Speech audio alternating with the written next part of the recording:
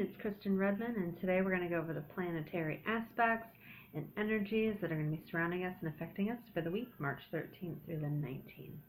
And this week we kind of start out and we still have this energy that's radiating from last week of the new moon and solar eclipse that happened in Pisces on Tuesday the 8th, okay? Now, when that happens, it really ushers in a change for new beginnings, okay? It's a time when we can really go within, especially since it's in the sign of Pisces, which is all about coming into contact with your spiritual side and your psychic abilities. Really able to go within, peel through some layers and see what it is that we really need to change in our lives. What we want to see, some sort of new phase or new beginning coming through. It's a wonderful time for that. Okay, so there's a lot of energy still carrying through this week as we go into the first quarter moon phase of the moon.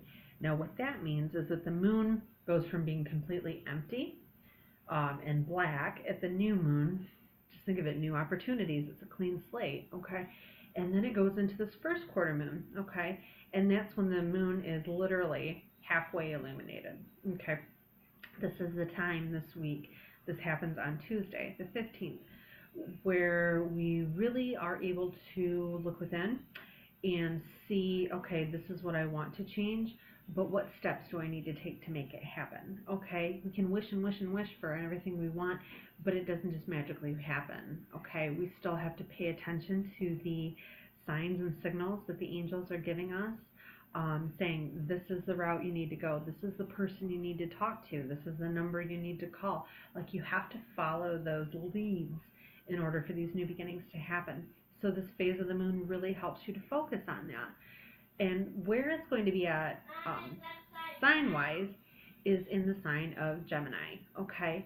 And when that happens in the sign of Gemini, what we really want to do is we want to take these inner hopes and dreams. We really want to talk about them, because Gemini is all about socialization and communication. So you really want to communicate those hopes and dreams that you've been holding in here out to people that you care about and trust, okay? And that's a wonderful time to do that. In the process of doing that, it's almost like it helps you to get in tune with the feelings of improved finances or a new job or a new relationship. You really radiate that energy out into the universe. And when you do that, the law of attraction goes into effect and you bring it in what you want like a magnet. So don't hold it in anymore. Talk about it this week, okay? It's a wonderful time to do that because we're leading up into this full moon that happens on the 23rd. And the full moon brings blessings in itself anyway every month, but this one's extra special because it's going to be the time of the lunar eclipse at the same time. And that adds extra emphasis on God bringing the blessings that we've been asking for and hoping for. This all occurs in the sign of Libra at that time. And Libra's all about those scales, right? Balancing the scales. I really feel like some karmic energy is going to come around and some blessings are going to come forth for those that have been seeking it for a long time. I really have an amazing feeling about that, okay? So this week, keep putting out there what you want, okay? Talk about it with people and keep your mind positive and focused on it, and it will come in, okay? So another thing too, we've got new beginnings left and right this week with the planetary energy. Another aspect of that is going to be Venus, the planet of love and money. It transited into a new sign yesterday. It went from the air sign of Aquarius, which is all about intellectualizing our feelings and our relationships, focusing more on planning on how to make your relationships better in the areas that build those structures for them. You kind of move out of that intellectualizing and feeling with your thoughts into Pisces, and that's about feeling with your emotions, feeling deeply within. So it's a wonderful time for new phases in our relationships to happen because you kind of become more concerned with how the other person feels. And in turn, they become concerned about what your inner feelings are too, what your inner needs are.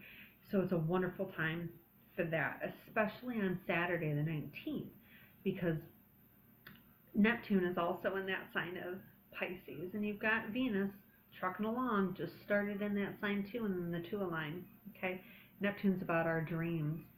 and our fantasies and our spiritual connection. That's a little off the wall there, but when those two align, it really makes for a romantic atmosphere, okay? It really, really is a beautiful time this coming weekend to focus on those emotional components of our relationships, and it helps to build them so strongly.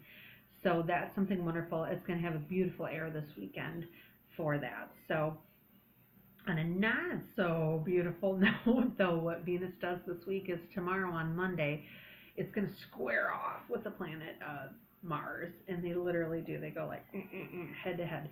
So you've got this wonderful romantic planet of beauty and love, Venus, and you've got this deeply masculine planet of passion, Mars. So when the two go together, it's like romance versus passion. And you can see where that would create issues in our relationships. You got one person wanting this, and you got the other person wanting this. So the two kind of, and then nobody wins. So there's a little bit of that energy for the next couple of days, and then it just wears off, luckily, because Venus moves so quickly. So, and then we got a romantic weekend to make it up to one another, I suppose you can say, because everybody's going to be happy at that point. So, one good thing that happens when Venus and Mars square off together, though, is Venus also represents our money, okay? So you've got that passionate side of Mars that's really motivating you to get forward with the changes for your money, okay? And it's a really good time for that energy too, because on Wednesday, the 16th, Jupiter and Pluto work in harmony together. They make these connections that we're only going to have it happen a couple of times this year, okay? And when these slow-moving planets make these connections, they're very impactful and very strong for everybody. Now, Pluto represents transformation, but in this sense, for this week, we're going to look at the aspect of something else that it represents. That's going to be the global economy. It represents a higher structure of that, okay? Commerce, business, law, finances for the country and for the world, okay? Now, when it works in harmony with Jupiter, Jupiter is a planet that will expand anything it touches, and it brings luck to it. So I really feel that this week there's going to be something that's enacted in our legal system or in the government, some sort of program maybe that is initiated that really helps to focus on improving our economy, okay? I don't know what that is, but I have a feeling that something wonderful is going to happen where it helps to benefit everybody that has had a very struggling time over the past few years in regards to their finances, okay? On a personal level, I also feel like this is initiating and ushering in a change for new beginnings with our personal finances also. So if that's something that you've been struggling with and hoping that would change, Jupiter, that planet of luck, is going to be on our side with that now, okay? And remember, Pluto's all about transformation, so there's a lot of opportunity for new change and growth in those areas. That's really going to be initiated this week. So what a perfect time just before that full moon that happens next week, right? Yeah.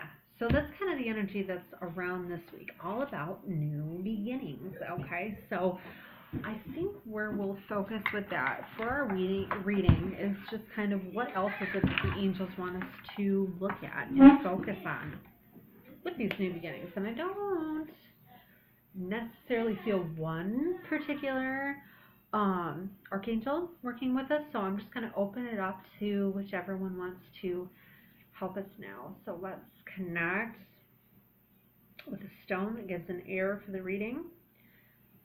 Yep. Is this it? Where's this at? Okay. Oh, okay. An aventurine is what we have here. This is one of the stones that really helps with, it balances our mental aspects with our emotional aspects, and that's a wonderful thing since we're talking so much with Venus happening, because we're transiting out of intellectualizing our feelings with actually feeling our feelings to bring these things in. When we're in touch with feeling what we want, we attract what we want. Okay, so that's a wonderful thing to keep in mind. Another thing with this stone, with these with these aventurines, what they do is they help to shield our magnetic fields from electromagnetic stress. Okay, so from your devices like your phone and your Kindle and your iPad and your microwave, even, they all emanate an energy out of them. Okay, think of like the rays that come out of Facebook or whatever it is. Like there's energy that connects to you and it pulls your energy. These are the stones that block that from happening, and they help to kind of transmute that energy within and clear away that negative energy. So, of course, and I look at this like Sandalphon, Archangel Sandalphon. He comes in this color, this really beautiful sea foamy aqua color, and he's the archangel for the sign of Pisces. Okay, he takes our prayers from earth and brings them right up to heaven, and then he brings those blessings down to us. So maybe that's who's working with us now. You could see why, because this is a wonderful time to put those prayers for what we want into this new moon cycle that leads up to these wonderful blessings of the Libra full moon lunar eclipse. So I have a feeling that's part of it. But let's see. I think I have to shuffle it 6 times. Wow. Isn't that funny? Look, it's Archangel Haniel, the angel of the moon. Look at that. Obviously, they're agreeing with that. So let's do this 6 times. Haniel is also the angel of intuition, so they're telling me my intuition's right. Shove that 6 times, girl. Okay. 2. 3.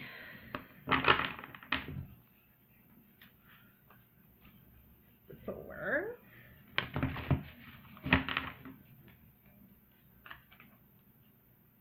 5. And 6.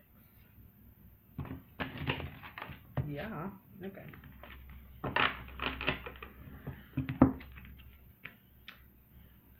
Three of water. It's interesting because I literally just pulled this for somebody, and I can see that connection, because it's like I see this a lot with my readings, that God and the angels will bring me a repetitive symbol 3 times in a row. So it's like that way you kind of see that common thread that universally goes between all of us and the repetitive sign that they want to tell everybody.